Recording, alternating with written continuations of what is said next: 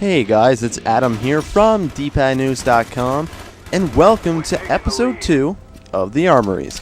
So for the Armories today, we are going to look at the Dragunov. Now this is the first time I've really picked up the Dragunov and tried playing with it, aside from just sort of picking it up in a game, or in, just picking it up off the ground. So here I am using just the regular scope to start off with, and to be honest, I actually didn't mind it.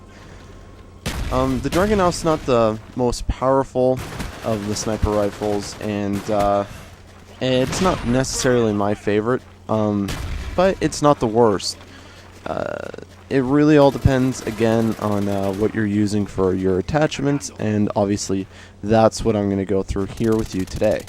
So the regular scope here is actually not too bad. There's not a lot of recoil on your shots, and I quite enjoyed it. Unfortunately, I got ballistic knife there, so sorry guys that there was no video up yesterday. It was kind of a busy day. I had to work during the afternoon, which you guys know I usually don't do.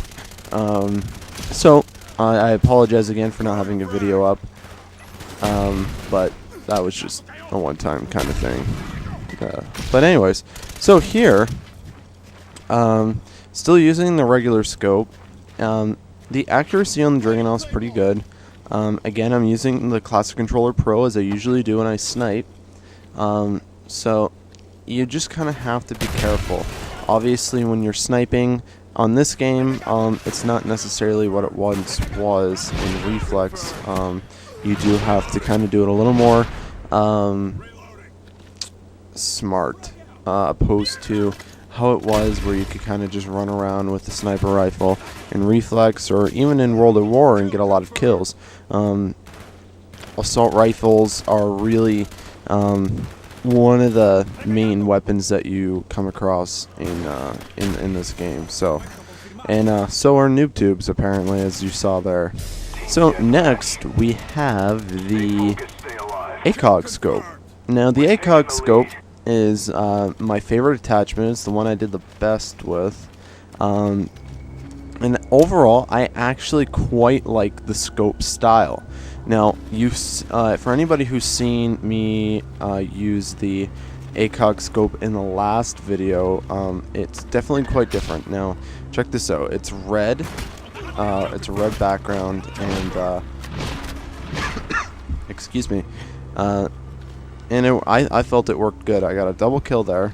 I'm going to throw down my motion sensor, and I'm going to stay around this building because their spawn's obviously right behind me. I'm going to get this guy there. And it takes about 2 shots, I found, with the ACOG. If it's not a headshot, it'll take 2. If you're using a regular scope, depending on where you hit them, on like what location you hit them, you can get them in one shot. So there's a guy over here. I'm gonna get him with a grenade. So there, and I'm gonna run down here. There's that guy. So I get my Cobra, and I actually did. I was really happy with this game. I did really well. I put my Cobra on a really bad spot, but what can you do? So, for anybody who hasn't seen yet, go and check the new background out on the YouTube channel.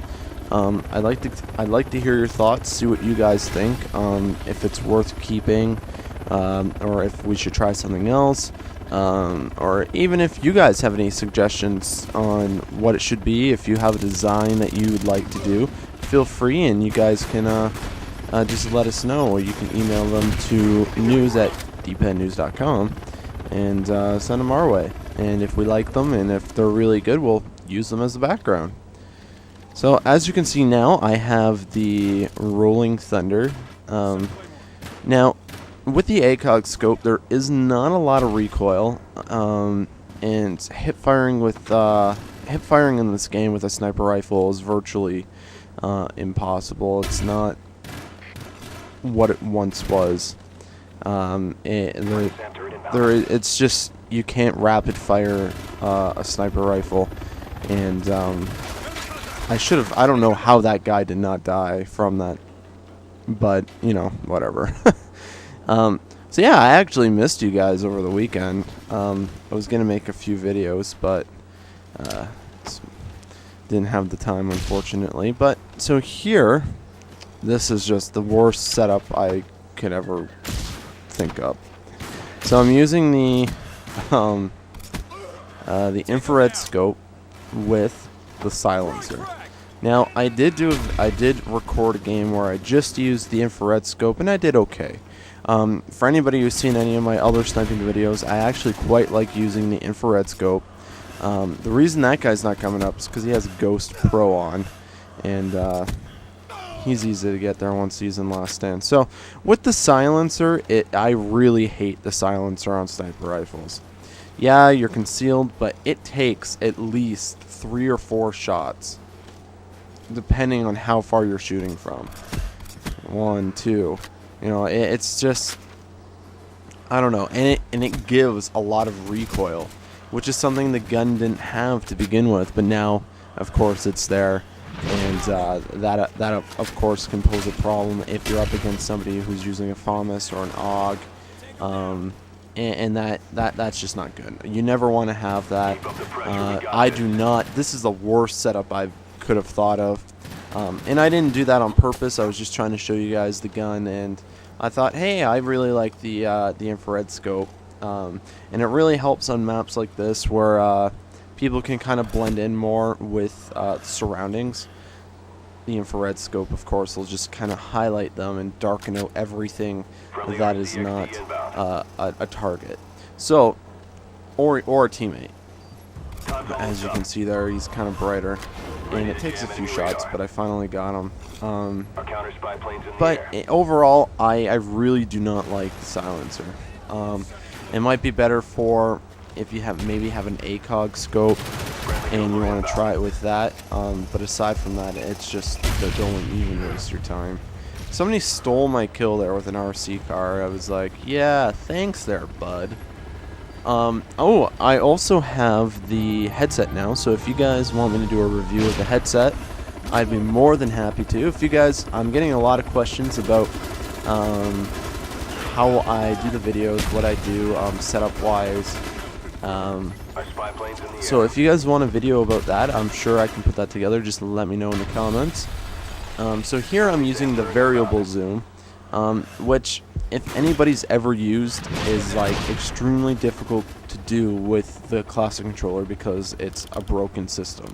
You have, instead of being able just to press the left bumper once, or the right bumper, sorry, you have to hold it, and that at times can shoot off double shots and kind of jig it back, and that of course is a problem. It rather makes the variable zoom useless to use. And that problem I don't believe exists on just the regular controller. I've also been getting a lot of questions about what controller people should be using, and so if you guys want a video about that, also let me know in the comments. I'll be happy to put a video together about the difference between using the 3 deviations of controls with just a regular nunchuck and Wiimote, Wii Zapper, and the Classic Controller Pro. I do not have a Classic Controller. I am not going to buy a Classic Controller because the Classic Controller Pro and the Classic Controller are almost virtually the same thing. So, as you can see here, look, I got the variable zoom in. Like, it is almost impossible to hit this guy, so I just back out and I get the assist once I back out of the variable zoom. So once again, I don't recommend the variable zoom. If you're just using it on a regular Wiimote, it would be more effective. So if you're going to do it like that, go nuts. You probably would have a better chance and a lot more luck at it like that. So overall, the Dragunov is a very good. It's a relatively good sniper rifle. It's not my favorite, but if you are looking for something to kind of have a little starter, I definitely recommend using the Dragunov with either the regular scope or with the ACOG. So that's going to do it for the Dragunov Armories Episode 2 video. So remember to rate, comment, and subscribe. Tell your friends. And make sure to go and visit Dpadnews.com for all your gaming needs. And we will have another video up tomorrow. So I'll see you guys later. Bye-bye. Friendly Cobra inbound.